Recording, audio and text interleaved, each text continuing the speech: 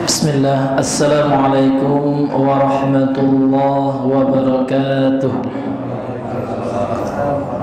Innal hamdalillah nahmaduhu wa nasta'inuhu wa nastaghfiruh wa na'udzu billahi min shururi anfusina wa sayyiati a'malina. Man yahdihillahu fala mudilla lahu wa man yudlil fala hadiya lahu.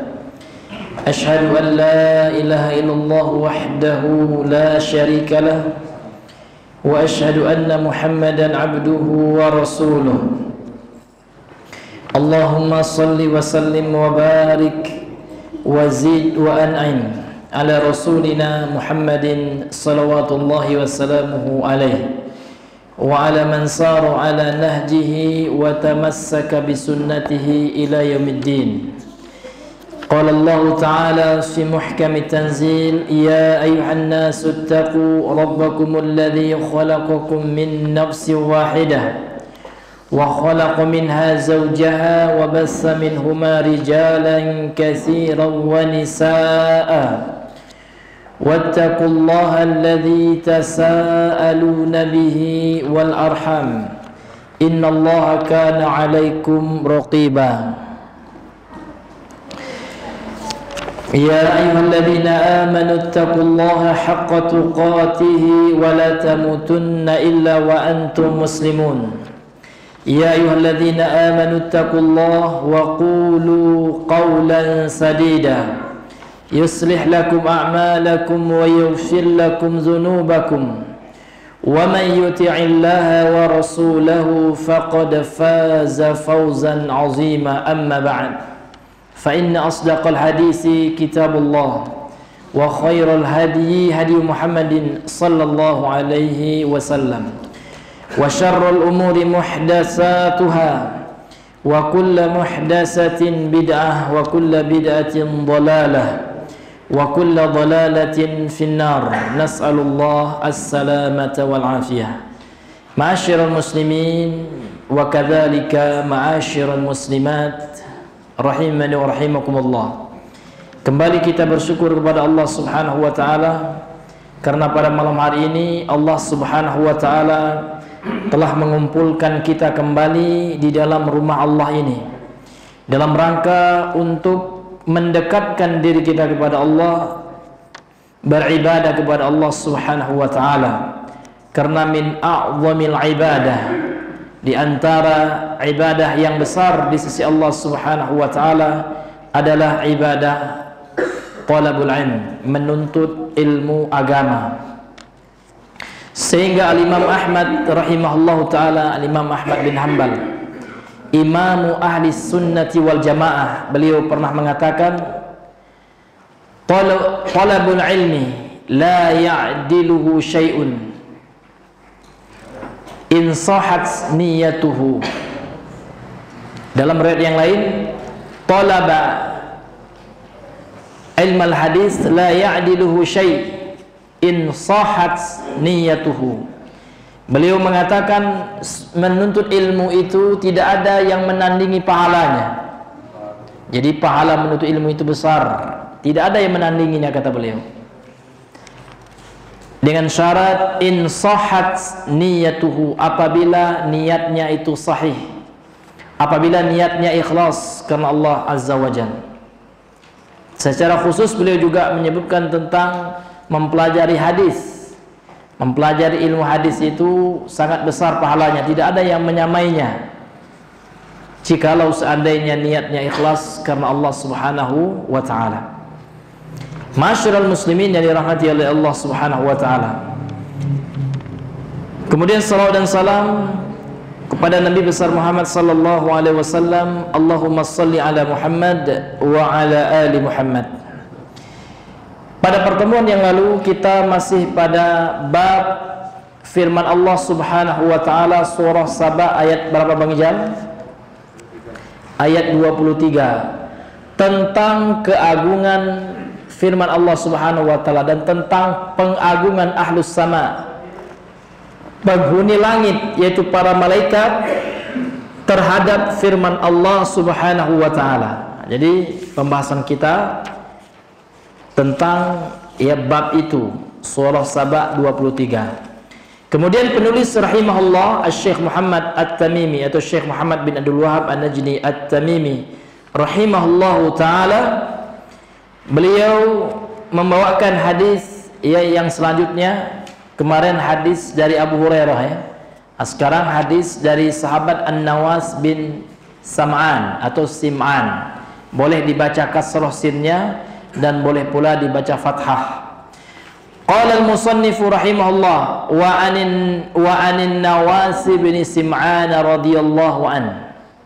Dari An-Nawas bin Sam'an atau Sim'an yang semoga Allah meridhoinya.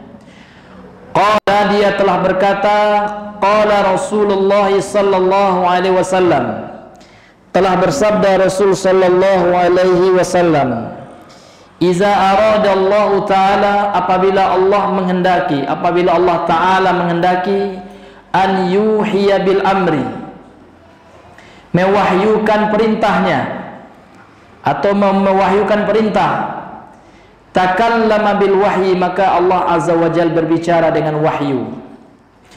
Akhadatis samawati minhu rajfatun, ketika Allah menyampaikan wahyu maka langit bergetar, langit ditimpa rajfatun, getar yang dahsyat gitu.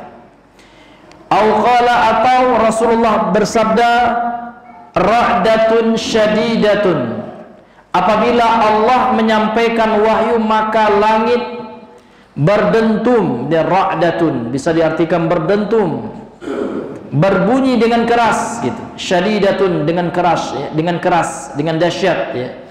Khaufan minallah, karena takut kepada Allah azza wajalla. Fa idza sami'a dzalika ahlus samawati, apabila mendengar suara itu penduduk langit, sa'iqu, mereka pingsan. Sa'iqu ini pingsan artinya Pak. Au kharru, atau mereka tersungkur sujadan, sujud kepada Allah. Fayakunu awwala man yarfa'u ra'sahu, maka yang pertama kali mengangkat kepalanya Jibrilu, yaitu Jibril alaihissalam. Fayukallimuhumullah, fayukallimuhullahu, kemudian Allah berbicara dengannya, min wahyihi bima arada, dengan dari wahyunya, dari wahyu Allah, dengan apa yang Allah kehendaki. Thumma yamurru Jibrilu, kemudian Jibril melewati alal malaikati, melewati malaikat yang selanjutnya. Jadi setelah Allah berbicara dengan malaikat Jibril, kemudian malaikat Jibril melewati malaikat yang selainnya. Kullama marra bisama'in, setiap kali Jibril melewati satu lapis langit, sa'alahu malaikatuha, malaikat penunggu langit tersebut bertanya kepada malaikat Jibril, maza qala rabbuna, apa yang telah difirmankan oleh Rabb kita tadi. Ya Jibril, wahai Jibril. Fayaqulu Jibril, lantas Jibril menjawab, qala al-haqqa wa huwal aliyyul kabir, Allah mengatakan al-haq, kebenaran, dan Allah adalah zat yang maha tinggi lagi maha besar. Fayaquluna, lantas mereka, para malaikat, kulluhum, semua mereka mengatakan mithla ma qala Jibrilu, seperti apa yang telah diucapkan oleh Jibril. Fayantahi Jibril bil wahyu, kemudian berlalulah Jibril dengan membawa wahyu ila haitsu amarahullah, kepada yang Allah perintahkan azza wa jal, oleh Allah azza wa jal. Jadi Jibril membawa wahyu kepada siapa yang Allah perintahkan kepadanya. Maka hadirin yang dimuliakan oleh Allah Subhanahu wa taala, hadis ini ikhtalafa fi tashihihi wa tad'ifihi al-ulama'u. Jadi para ulama ya rahimahumullah berbeda pendapat menghukumi hadis yang mulia ini. Ya, hal ini disebabkan karena ada perawi ya, di buku ini nggak ada, di buku lain Pak ya. Di Hasyiyah atau di catatan kaki kitab Fathul Majid ya, syarah kitab Tauhid, diteliti hadisnya salah seorang ulama hadis di Arab Saudi, namanya Syekh Furaih ya, Al-Bahlal. Nama beliau adalah Syekh Furaih Al-Bahlal. Jadi dalam perawi hadis ini ada seorang perawi yang bernama Nu'aim bin Hammad. Nu'aim bin Hammad ini diperselisihkan oleh para ulama, sehingga Syekh Nasiruddin Al-Albani rahimahullah menghukumi hadis ini lemah, dhaif. Namun Syekh Furaih mengatakan sebagian ulama yang menghasankan, minimal menghasankan hadis ini, sehingga terjadilah perbedaan pendapat. Maka dalam hal yang sifatnya khilafiyah yang seperti ini, maka sikap kita adalah toleransi, Pak. Jadi kalau seandainya ada pun ulama yang melemahkan hadis ini, kita hormati, ini ijtihadnya. Dan ada yang menghasankan, itu pun kita hormati. Ini hadirin yang dimuliakan oleh Allah Subhanahu wa taala. Karena dalam hadis pun Bapak Ibu, ada hadis yang ulama sepakat lemah, muttafaq ala dha'fihi misalkan. Ulama sepakat lemahnya hadis itu. Nah, kalau udah sepakat itu nggak bisa lagi kita selisih gitu. Dan ada pula hadis yang para ulama mukhtalaf, berbeda pendapat di dalam menghukuminya. Jadi Bapak Ibu, ada juga masalah khilafiyah dalam penghukuman sebuah hadis. Maka dalam masalah khilafiyah ini, maka kaidahnya adalah kita bertoleransi, Pak, berlapang dada. Kalau ada yang melemahkan, silakan, jangan berhujah dengan hadis ini. Namun ulama sebagiannya menganggapnya hadis yang hasan, sehingga boleh dijadikan hujah sekalipun dalam masalah aqidah. Ma'asyiral muslimin yang dirahmati oleh Allah Subhanahu wa taala. Kemudian hadis ini perawinya dari kalangan para sahabat, yaitu sahabat yang mulia yang bernama An-Nawas bin Sim'an. Syekh Shalih Al-Fauzan mengatakan huwan Nawas bin Sim'ana bi kasri sini. Namanya adalah An-Nawas bin Sim'ana dengan mengkasrahkan huruf sin. Sebagian ulama, Al-Imam An-Nawawi mengatakan dua cara bacanya. Bisa dibaca ayahnya ini, bisa dibaca Sim'an, bisa pula dibaca Sam'an. Kedua-duanya boleh, Pak. Ibni Khalid Al-Kullabi, Ibni Khalidin Al-Kullabi bin Khalid bin Al-Kullabi, bin Khalid Al-Kullabi. Kullab ini sukunya, sahabiyun jalilun. Beliau adalah seorang sahabat yang mulia, radhiyallahu anhu, semoga Allah meridhoinya. Dalam hadis ini Bapak Ibu yang dirahmati oleh Allah, Rasulullah SAW bersabda, "Iza aradallahu ta'ala an yuhiya bil amri takallama bil wahyi." Apabila Allah hendak menyampaikan wahyu berupa perintah, maka Allah mengucapkan wahyu itu. Allah berbicara dengan wahyu itu.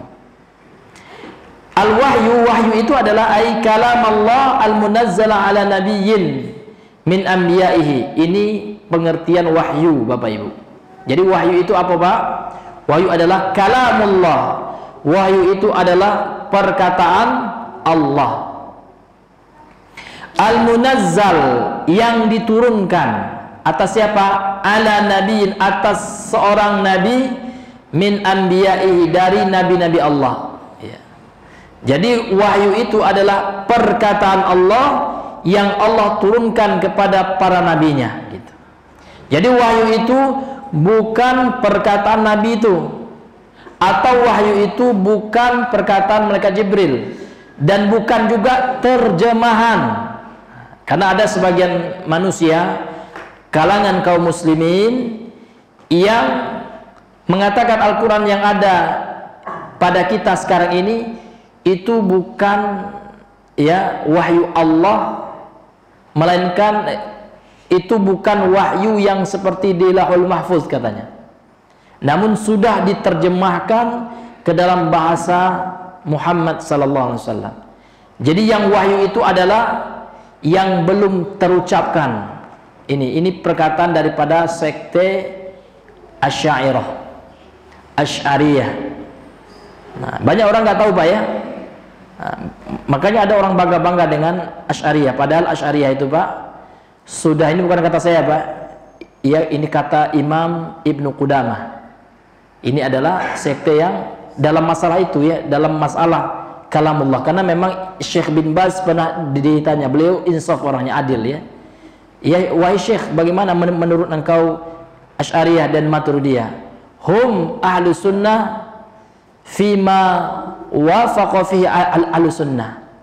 Mereka itu ahlu sunnah kalau keyakinan mereka sama dengan ahlu sunnah. Wahum laisu min ahli sunnah fima khalafa fihi ahlu sunnah. Dan mereka itu bukan ahlu sunnah yang menyelisih ahlu sunnah dalam perkara yang menyelisih ahlu sunnah. Ini bukan kata saya Pak ya. Bisa dibaca di situs resmi Syekh bin Baz dan juga bisa didengar di YouTube ya. Sudah banyak itu ya. Dalam masalah ini mereka bukan ahlus sunnah. Ini hadirin yang dimuliakan oleh Allah Subhanahu wa ta'ala. Karena mereka Bapak mengatakan ini sudah terjemahan katanya. Terjemahan dari Muhammad, dari bahasa Muhammad. Adapun kalamullah itu adalah kalamun nafsi katanya. Perkataan Allah yang belum diucapkan. Karena kalamullah itu kata mereka tidak berupa huruf dan juga tidak bersuara. Padahal ayat-ayat Al-Quran, hadis ya, mengatakan bahwasanya Al-Quran itu, kalamullah itu Allah sampaikan dengan suara. Bagaimana mungkin didengar ya kalau tidak bersuara? Nah, ini hadirin yang dimuliakan oleh Allah Subhanahu wa ta'ala.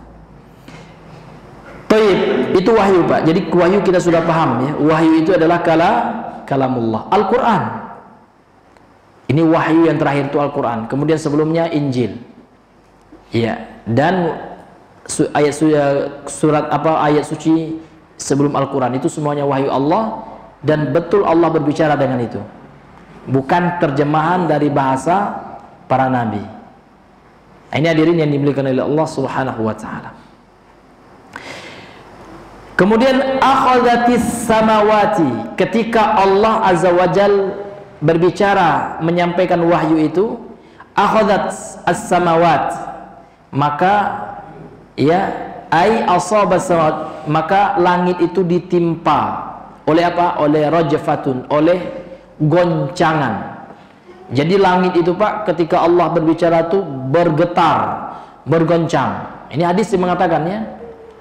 Nah, bukan pendapat pribadi ini Pak, ini hadis. Karena banyak orang-orang ya yang suka mengolok-olok akidah Ahlussunnah. Ketika kita mengatakan Allah punya tangan, katanya kan Wahabi bilang Allah punya tangan, na'udzubillah. Padahal kita hanya menyampaikan ayat.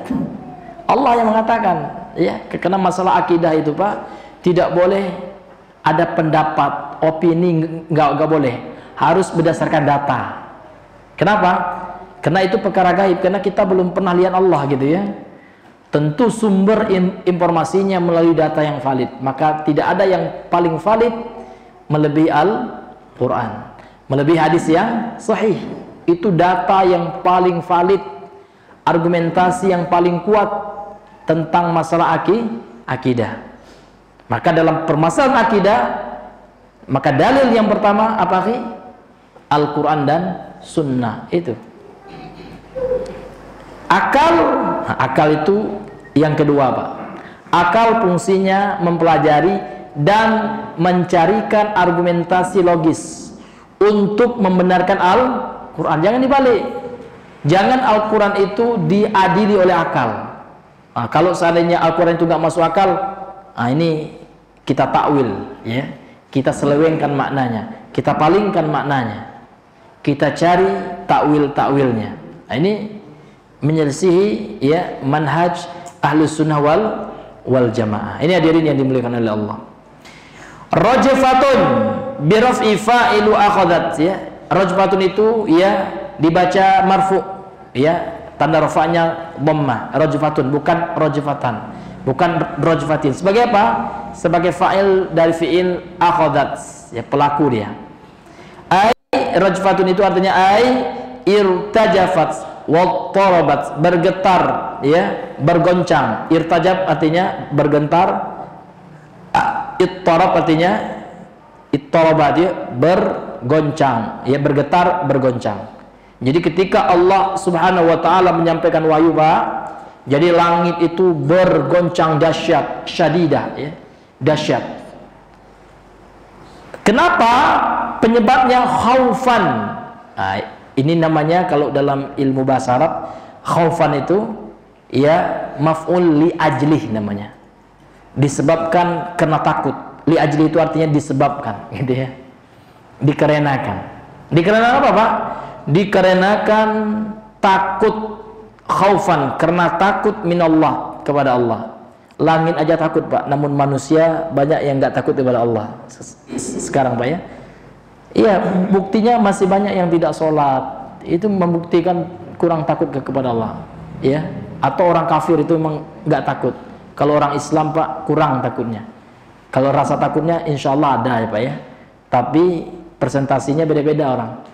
Ada yang mungkin rasa takutnya itu 5%, ya. Sekali-sekali aja sholatnya, Jumat aja sholat, ya. Dan hendaknya kita itu banyak, Pak, ya. Kita push rasa takut kita. Kita latih terus. Memang harus dibiasakan, Bang, Pak. Ya, ini kan rasa takut itu kan ibadah hati, ya. Maka yang namanya ibadah itu harus dibiasakan. Contoh sholat, Pak, ya. Kenapa kita bisa bangun malam, bangun subuh, ya? Karena dibiasakan, dilawan rasa malas itu. Demikian juga rasa takut kepada Allah. Kita latih, Pak. Kita paksakan.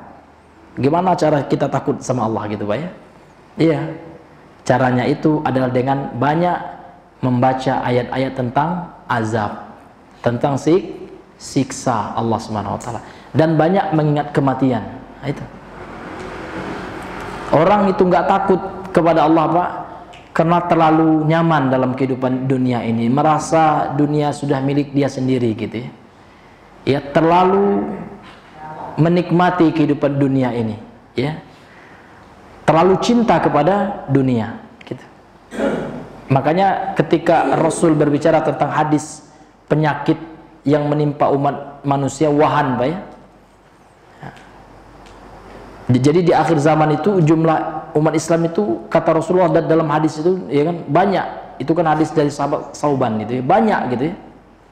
Namun, ya, kualitasnya tidak ada, Pak, ya kan. Bal, ya, innakum katsir, jumlah kalian itu banyak di akhir zaman itu. Akan tetapi kalian lemah, diperebutkan oleh orang-orang kafir, dipermainkan, ya. Diumpamakan oleh Nabi SAW itu bagaikan makanan, gitu, ya. Makanan itu disantap oleh orang-orang yang makan, yang berada di tempatnya, ya. Makanan yang dinampan lah, gitu, Pak, ya. Jadi itu bagaikan Islam, umat Islam, ya, yang menyantapnya orang-orang kafir. Lihat sekarang di Palestina itu, ya. Seperti itulah kondisi umat Islam, lemah. Ya, kenapa? Karena umat Islam itu lemah, Pak. Karena sudah ditimpakan penyakit wahan. Apa itu wahan? Ya, maka Nabi mengatakan apa? Hubbud dunya. Kalau orang sudah cinta dunia, Pak, pasti takut dengan kematian. Wa karahiyatul maut, dan takut kepada kematian. Karena nggak sempat lagi mengingat mati. Karena sudah terbuaikan dengan kenikmatan dunia. Ini hadirin yang dimuliakan oleh Allah Subhanahu wa taala. Jadi intinya, Pak, mesti kita berdoa sama Allah banyak-banyak supaya Allah berikan kepada hati kita rasa takut. Bagaimana mendeteksi rasa takut dalam hati kita, Pak? Lihat, ya. Kalau seandainya kita melihat maksiat, dan kita tinggalkan itu, Pak, disitulah peran rasa takut. Ya kan, kita mau disodorkan uang nih, Pak, ini uang, Pak, ya. Bapak bisa menyalipnya, gitu, ya. Bapak bisa mengambilnya, gitu, ya.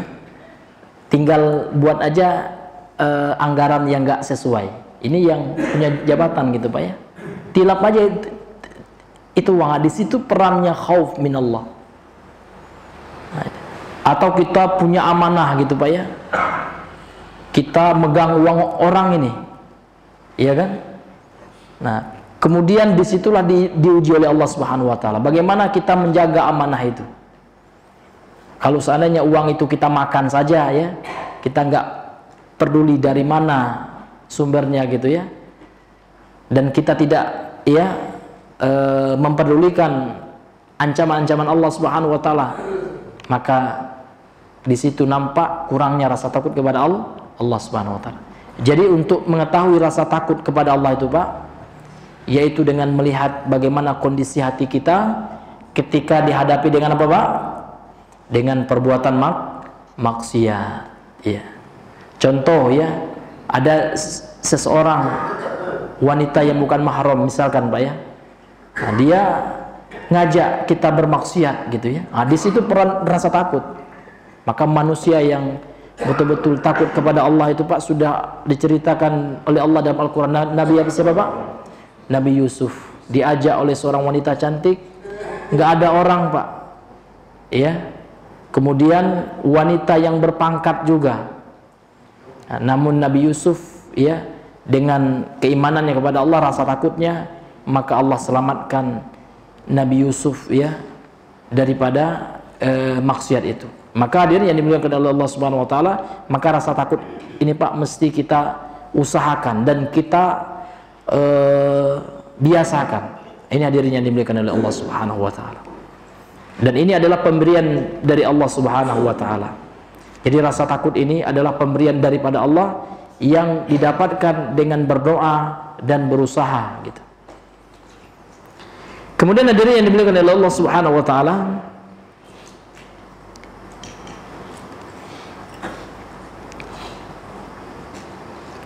khaufan min Allah li'annaha takhafu min Allah bima ju'ila fiha minal ihsasi wal ma'rifati billah. Jadi langit itu bergetar karena takut kepada Allah Subhanahu Wa Taala, karena Allah Subhanahu Wa Taala menjadikan pada langit itu rasa, ihsas ya, ada perasaannya, Pak. Jadi yang merasa itu ternyata bukan hanya manusia, makhluk Allah yang lain seperti langit pun Allah berikan rasa itu. Yeah. Kemudian Allah berikan mereka ma'rifah, ilmu tentang Allah Subhanahu Wa Taala. Kenapa langit takut? Karena ada pengetahuannya, ada ma'rifah. Karena langit tahu akan keagungan Allah, sehingga ini bisa kita ambil juga pelajaran dalam kehidupan manusia. Kenapa manusia itu terkadang nggak takut berzina? Kita lihat, Pak ya, wih, dia Allah kan nggak takut mereka megang tangan wanita yang bukan mahram santai saja karena kebodohan, adabul ma'rifah. Kenapa seorang itu bisa datang rasa takut, Pak? Karena dia mempelajari tentang Allah, dia mempelajari tentang sifat-sifat Allah Subhanahu Wa Taala, mempelajari tentang keagungan Allah, mengesahkan Allah, tauhid ya kepada Allah Subhanahu Wa Taala. Maka inilah fungsinya mempelajari ilmu agama. Ini fungsinya, Pak. Betapa banyak orang yang melakukan perkara haram karena kurang tahu dan kurang menghayati, kurang merasakan keagungan Allah Subhanahu Wa Taala, dan tidak peduli terhadap ya agama. Maka dengan mempelajari ilmu agama ini salah satu cara kita, salah satu upaya kita untuk bisa ya takut kepada Allah Subhanahu Wa Taala. Sehingga Allah, Bapak Ibu, mensifati orang yang berilmu tentang agama ini adalah orang yang paling takut kepada siapa, Pak? Kepada Allah. Dalam surah Fatir Allah Subhanahu Wa Taala mengatakan, innama yakhsyallaha min ibadil ulama. Sesungguhnya hanya saja di situ ada kata innama. Innama ini kata ulama bahasa memberikan makna pembatasan, pengkhususan.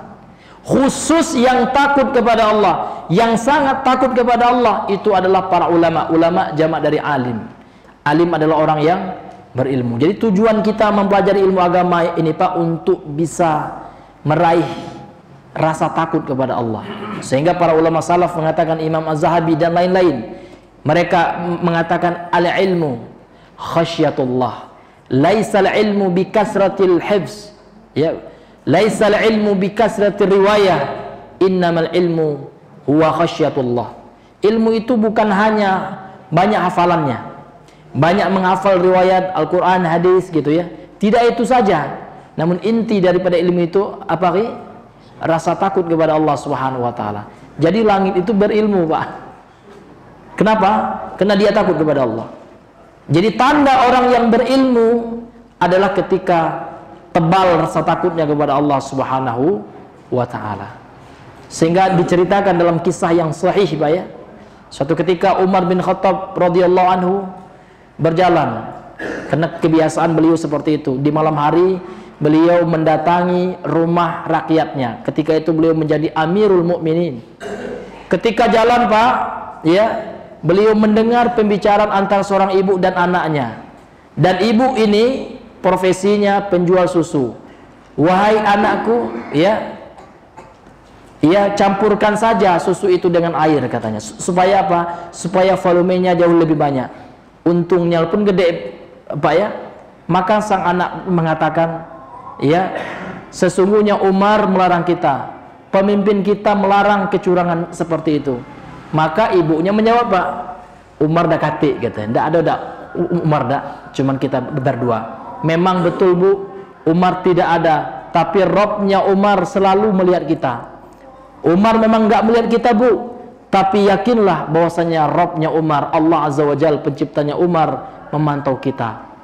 Ya, ketika mendengar itu, ia tersentuh hati Umar. Masya Allah, imannya orang ini, rasa takutnya kepada Allah Subhanahu wa taala. Sehingganya, ya, diceritakan juga dicari oleh Umar, ya.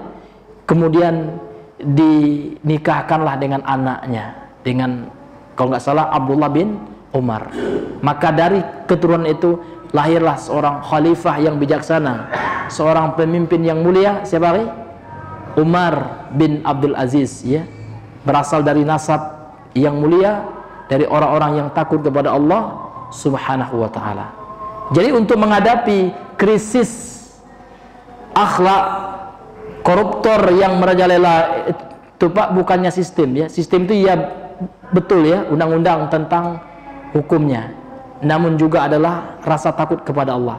Kalau pejabat kita itu, Pak, ya, semuanya sudah takut kepada Allah Subhanahu wa taala, insya Allah tidak ada yang korupsi, karena dia takut kepada Allah Subhanahu wa taala. Beriman betul dengan ancaman-ancaman Allah Subhanahu wa taala. Takut dengan nerakanya Allah Subhanahu wa taala. Takut dengan hadis-hadis Nabi, ya.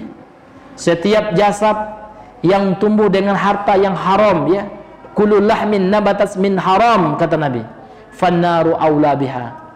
Maka, ya, api neraka itu pantas untuk membakarnya. Ya, maka kalau orang, Pak, betul-betul takut kepada Allah, maka dia tidak akan korupsi, ya. Dia tidak akan menipu orang. Ya, dia tidak akan curang dalam menimbang dan dalam kehidupannya. Maka ini kaitan antara akidah. Ini tauhid, Pak. Jadi tauhid itu nggak hanya kita hafal apa dalilnya tauhid rububiyah, ini tidak hanya itu. Ya, orang yang dikatakan bertauhid ketika sudah ada rasa takut, ya, kepada Allah di dalam hatinya. Ini hadirin yang dimuliakan oleh Allah Subhanahu wa taala. Jadi tatkala malaikat, ya, mendengar firman Allah ini, fa idza sami'a dzalika ahlus samawat, ya, apabila mendengar firman Allah itu penduduk langit, sa'iqu as-saqu al-ghasyiyu. Yang dimaksud dengan sa'iqu ini berasal dari masdarnya sa'qun, ya. As-sa'qu itu artinya adalah al-ghasyi. Al-ghasyi artinya pingsan. Jadi malaikat itu, Pak, pingsan. Ketika apa, Pak? Ketika mendengar firman Allah Subhanahu wa taala. Kharru, ya, kharra saqata minal a'la. Tersungkur, jatuh dari atas, ya. Jatuh mereka itu, tersungkur mereka, pingsan. Ketika apa, Pak? Ketika mendengarkan firman Allah Subhanahu wa taala. Wal muradu huna inhatu bisujud. Mereka tersungkur sujud, ya, ketika mendengar firman Allah Subhanahu wa taala. Kemudian lanjutan dari hadis ini, fayakunu awwala. Awwala itu dibaca dengan fathah. bil fathi, dibaca dengan kita fathahkan huruf lamnya, awwala. Kenapa Pak? Karena dalam segi i'rab, dalam sisi i'rab ya, dia adalah khobar dari yakun. Mana isim yakun? Dhamir mustatir takdiruhu huwa, gitu. Huwa itu kembali kepada siapa? Dia Jibril. Maka yang pertama kali mengangkat kepalanya dari sujud itu adalah malaikat Jibril. Seperti hadis yang telah kita bacakan tadi. Ila haitsu amarahullah, ya, kepada siapa yang Allah perintahkan. Minas sama'i wal ardi, dari langit dan bumi. Ini makna ya kosakata ataupun mufradat dari hadis yang kita bacakan tadi. Kemudian kita masuk kepada pembahasan yang selanjutnya. Qala syarihu hafizahullah, berkata pensyarah kitab Asy-Syaikh Shalih Al-Fauzan, al-ma'na al-ijmali lil hadis. Apa makna global dari hadis ini? Iya. Yukhbiru Nabiyullah sallallahu alaihi wasallam, Nabi Allah, Nabi Muhammad maksudnya, mengkabarkan an 'azamati rabbih azza wajal, tentang keagungan Rabbnya Allah azza wajal. Jadi hadis ini Pak berbicara tentang keagungan Allah. Lihatlah betapa agungnya Allah Pak. Ketika Allah berbicara, takut semua makhluk Allah ini Pak. Malaikat takut. Namun ada yang nggak takut, orang-orang kafir, na'udzubillah. Maka mereka merugi betul ya. Atau setiap manusia yang nggak takut sama Allah itu merugi betul Pak. Rugi betul ya. Karena setiap kali kita takut kepada Allah Subhanahu wa taala, maka setiap itu pula Allah naikkan derajat kita.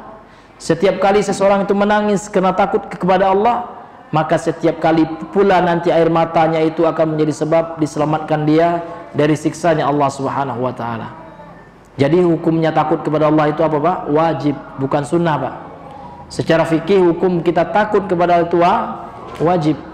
Makanya Allah mengatakan, janganlah kalian takut kepada orang kafir, takutlah kepadaku. Sehingga rasa takut kepada Allah ketika telah menancap di hati-hati para sahabat. Lihat ketika jihad Pak, tidak ada takutnya sahabat itu. Orang kafir itu, ya Allah ya, kita menghadapi orang-orang yang tidak takut dengan kematian gitu. Karena ketika iman itu Pak sudah betul-betul kuat, nggak ada lagi yang takut kepada selain Allah Pak. Itulah yang dialami oleh para sahabat. Jadi orang yang sudah takut kepada Allah, tidak ada yang ditakutkan di dunia ini Pak ya.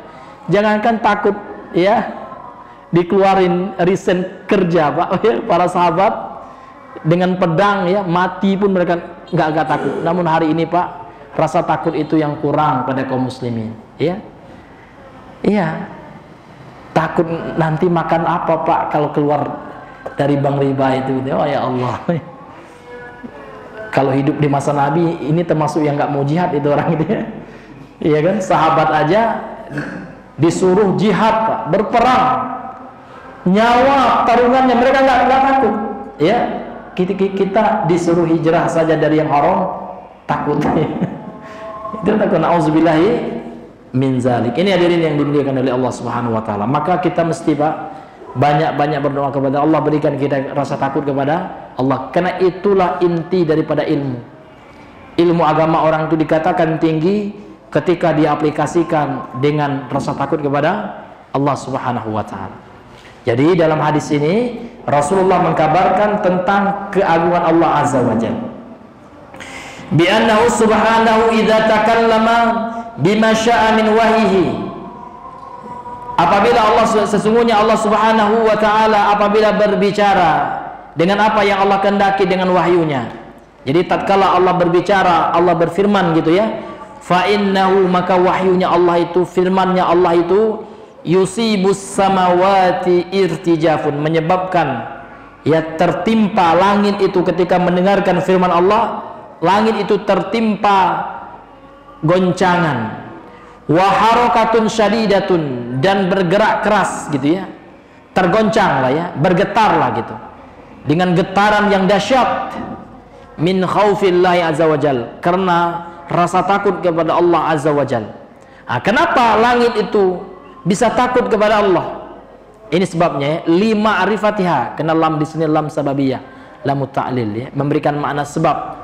Disebabkan karena ilmunya langit tentang keagungan Allah, bi azamatillah. Ya, ma'rifah itu Pak berasal dari kata arafa. Arafa itu kenal. Orang kenal itu kalau dia tahu Pak ya, tahu itulah yang ilmu.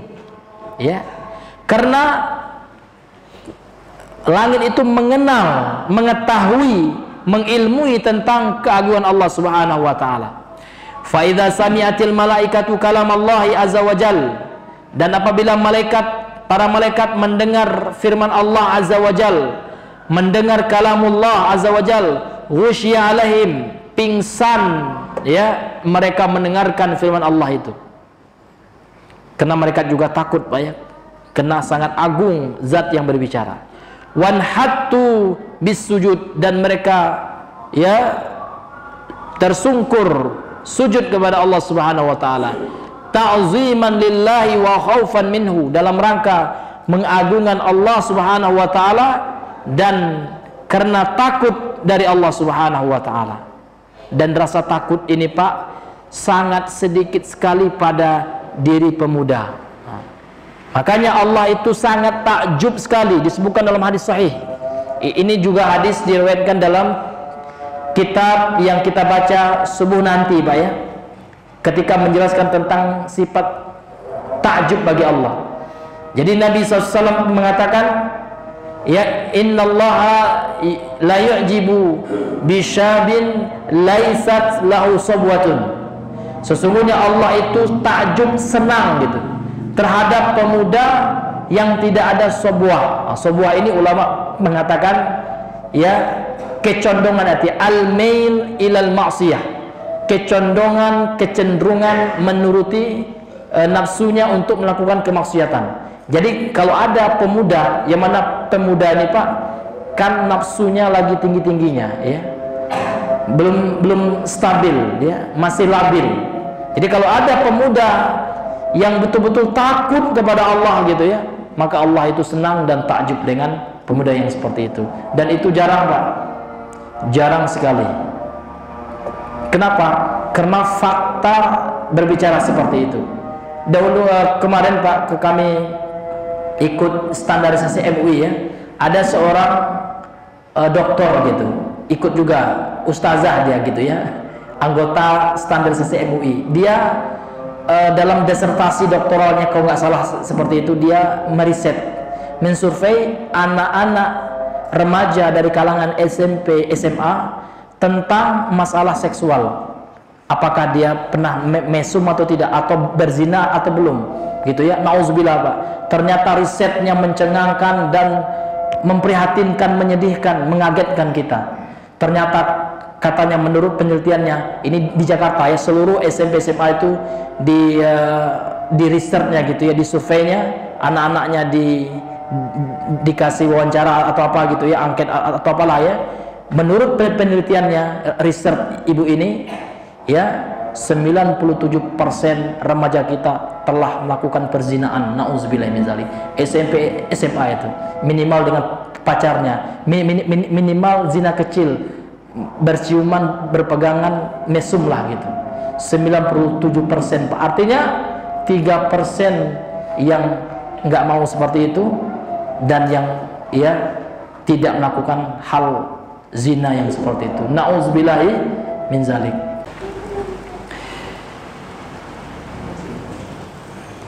Jadi para malaikat tatkala mendengarkan firman Allah, ghusyiya alaihim, pingsan mereka. Kemudian mereka sujud dalam rangka mengagungkan dan takut kepada Allah. Summa yakunu Jibrilu alaihi salamu awwala man yarfa'u ra'sahu. Kemudian Jibril alaihissalam yang pertama kali mengangkat kepalanya, minhum, dari mereka para malaikat. Li'annahu as-safiru bainallahi wa baina rusulih. Karena Jibril itu adalah as-safir ya, dutanya Allah gitu, antara Allah dan para rasulnya. Jadi Jibril itu adalah utusan Allah, dutanya Allah yang sebagai perantara ya kepada para rasul Allah Subhanahu wa taala, para nabi dan rasul. Fayukallimuhumullahu bima syaa min amrihi. Kemudian Allah Subhanahu wa taala berbicara kepada Jibril dengan apa yang Allah kehendaki dari urusannya. Tsumma yamurru Jibrilu ala malaikatis samawati. Kemudian Jibril melewati malaikat yang berada di langit, ya. Fayas'alunahu, lantas kemudian para malaikat itu bertanya kepada Jibril, amma qala, apa yang telah Allah firmankan.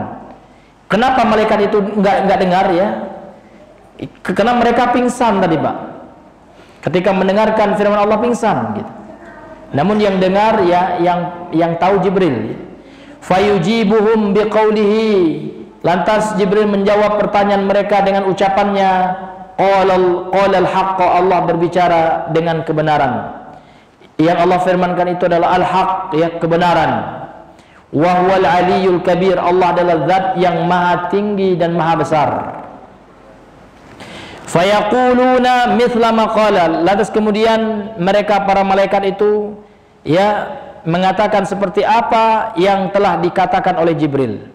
Thumma yamdi Jibrilu bil wahyi fayuballighuhu ila man amarahu Allahu bitablighihi iyyahu. Kemudian Jibril melalui dengan wahyu, melalui malaikat itu dengan wahyu, fayuballighuhu, lantas kemudian Jibril menyampaikan wahyu itu ila kepada man amarahullah, yang Allah perintahkan, bitablighi iyahu, ya, kepada yang Allah perintahkan untuk menyampaikan wahyu tersebut. Nah, jadi hadirin yang dimuliakan oleh Allah Subhanahu wa taala, inilah makna global daripada hadis ini, bahwasanya dalam hadis ini Rasulullah mengkabarkan kepada kita bagaimana ya keagungan Allah Subhanahu wa taala dan bagaimana makhluk-makhluk Allah di langit.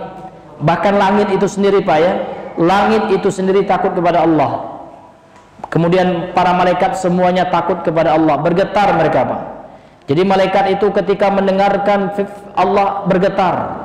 Namun ya kita kebanyakan di antara kaum muslimin ya, ketika mendengarkan firman Allah biasa-biasa aja, Pak. Kena rasa takut yang tipis. Maka hendaknya kita latih, Pak, kita usahakan. Bahkan kita paksa hati kita untuk takut kepada Allah Subhanahu wa taala. Karena sifat orang yang beriman itu Allah telah jelaskan dalam surah Al-Anfal. Bagaimana, Ri? Innamal mu'minuna idza dzukirallahu wajilat qulubuhum. Wajilat qulubuhum, afwan. Wajilat, seperti bergetar hati-hati mereka. Wa idza tuliyat alaihim ayatuhu zadatsum imana. Apabila dibacakan kepada mereka ayat-ayat Allah, bertambah imannya, Pak. Inilah sifat orang-orang yang beriman kepada Allah Subhanahu wa taala itu. Kemudian munasabatul hadis lil bab. Apa korelasi munasabah, ya, kesesuaian hadis ini terhadap bab yang kita bahas? Bab tentang apa, Bab Bang Ijal? Bab firman Allah dalam surah As-Saba ayat 23. Bahwasanya Allah mencabut rasa takut, ya, dari hati para malaikat tatkala mereka pingsan itu, ya. Takut mendengarkan firman Allah Subhanahu wa taala. Jadi korelasinya adalah, kata beliau, anna fihi, sesungguhnya di dalam hadis ini, anna fihi ma fin nususi qablahu, seperti apa yang ada dalam nas-nas yang sebelumnya, ayat dan hadis yang sebelumnya, min bayani azamatillah, berupa penjelasan keagungan Allah Subhanahu wa taala. Jadi dalam hadis ini terdapat penjelasan tentang apa, Pak? Tentang keagungan Allah Azza wa Jalla. Wa khaufil malaikati, dan tentang takutnya para malaikat, was samawati minhu, dan langit-langit dari Allah Subhanahu wa taala. Jadi hadis yang mulia ini menceritakan, mengandung penjelasan tentang keagungan Allah dan tentang rasa takutnya malaikat, bahkan langit ini takut kepada Allah. Fafihi, dan dalam hadis ini juga ar-raddu, terdapat bantahan ala man abada ghairallah, terhadap orang yang menyembah selain Allah. Ya, artinya apa? Selain Allah itu tidak memiliki keagungan gitu. Selain Allah itu tidak layak untuk disembah. Kenapa? Karena Allah lah zat Tuhan sesembahan yang satu-satunya layak untuk disembah. Kenapa? Karena makhluk selain Allah ini Pak semuanya takut kepada Allah Subhanahu wa taala. Iya. Termasuk sebenarnya orang kafir, namun orang kafir ya karena keangkuhan dan kesombongannya. Sebenarnya hati kecilnya Pak, bahkan Fir'aun saja ketika sakaratul maut dia beriman kepada Tuhannya Nabi Musa, namun sudah terlambat. Nasi sudah menjadi bubur gitu. Ketika sakaratul maut orang tidak bertobat itu tidak diterima lagi Pak. Karena Allah itu menerima taubat ya sebelum sakaratul maut, sebelum ya ajal ataupun nyawa itu ditenggorokan. Sebagaimana dalam hadis sahih, innallaha yaqbalu taubatal abdi ma lam yugharghir. Yugharghir itu gharghara itu artinya gitu Pak ya. Sakaratul maut. Di penghujung di detik terakhir kematiannya gitu. Jadi Firaun di detik kematiannya itu beriman gitu. Namun sudah terlambat ya. Ini hadirin yang dimuliakan oleh Allah Subhanahu wa taala. Kemudian yang terakhir, ma yustafadu minal hadis, apa saja pelajaran yang bisa kita ambil dari hadis yang kita bacakan tadi. Awalan, yang pertama, ar-raddu 'alal musyrikin. Hadis ini merupakan bantahan terhadap orang-orang musyrik. Alladzina ittakhadhu ma'allahi alihatan min makhluqatihi. Yang mana orang-orang musyrik ini menjadikan bersama Allah ya sesembahan-sesembahan dari makhluk-makhluk Allah. Ada yang menyembah orang saleh, ada yang menyembah patung, ya, menyembah dewa-dewa. Itu semua makhluk Allah. Allah yang menciptakan. Bahkan menyembah apa yang mereka buat. Ini ya saking bodohnya orang musyrik itu. Ya Pak ya, patung itu mereka buat gitu. Makanya di masa Nabi Ibrahim, Nabi Ibrahim itu ditangkap oleh Raja Namrud disebabkan apa? Menghancurkan patung yang dibuat oleh Raja Namrud dan masyarakat rakyatnya gitu. Ya, kemudian diajak dialog oleh Nabi Ibrahim. Ya, tanya itu, kan kapaknya ada pada patung yang besar itu. Oh, bagaimana mungkin ya patung itu nggak bisa ngomong? Ya, kalian tahu patung itu nggak bisa ngomong aja, nggak bisa. Bagaimana mereka disembah? Bagaimana mereka bisa dijadikan Tuhan? Nah, ini luar biasa. Ini dalil akal gitu ya, untuk membenarkan dalil Al-Quran dan Sunnah tentang ketauhidan Allah Subhanahu Wa Taala. Kemudian pelajaran yang kedua, bayanu azamatillahi jalla wa ala wastihqaqi lil ibadati wahdahu. Dalam hadis ini juga terdapat penjelasan keagungan Allah Azza wa Jalla wa ala. Wastihqaqi, dan hadis ini juga menjelaskan bahwasanya Allah itu berhak, satu-satunya yang berhak lil ibadati wahdahu, untuk diibadahi Allah semata, Allah saja. Jadi hanya Allah saja yang berhak untuk disembah, diibadahi. Kemudian pelajaran yang ketiga, isbatu anna Allah yatakallam. Hadis ini juga menjelaskan bahwa Allah itu ngomong, berbicara Pak. Makanya salah satu sifat Allah itu adalah mutakallim. Allah itu berbicara. Ini hadirin yang dimuliakan oleh Allah. Yatakallamu mata syaa. Allah itu berbicara kapan Allah suka, kapan Allah ingin, kapan Allah berkehendak gitu. Wa bima yasha'u, dan dengan apa saja, dengan bahasa apapun yang Allah kehendaki. Maka kalau Allah ingin berbicara dengan bahasa Arab, Allah mampu. Kaifa yasha, dan bagaimana yang Allah kehendaki, Allah mampu. Kemudian rabi'an, yang keempat, isbatu uluwillahi ala khalqi. Hadis ini juga menunjukkan ya tingginya Allah Subhanahu wa taala ya di atas makhluknya. Makhluk Allah yang paling tinggi apa Pak? Arasy. Arasy itu adalah makhluk Allah yang paling tinggi, dan Allah di atas itu lagi, lebih tinggi lagi daripada arasy gitu. Kemudian yang kelima, fadlu Jibril alaihissalam. Hadis ini juga menunjukkan keutamaan malaikat Jibril, karena yang pertama kali malaikat yang mengangkatkan kepalanya ketika tersungkur sujud ya, ketika mendengarkan firman Allah, maka yang pertama kali siapa yang mengangkat kepalanya? Berdasarkan hadis ini Jibril. Maka ini dari itu menunjukkan keutamaan Jibril dibandingkan dengan malaikat-malaikat Allah yang lainnya. Wallahu ta'ala a'lam bisawab. Ini saja mungkin yang bisa kami sampaikan. Kita tutup kajian kita dengan doa kafaratul majlis. Subhanakallahumma bihamdika asyhadu an la ilaha illa anta astaghfiruka wa atubu ilaik. Assalamualaikum warahmatullahi wabarakatuh.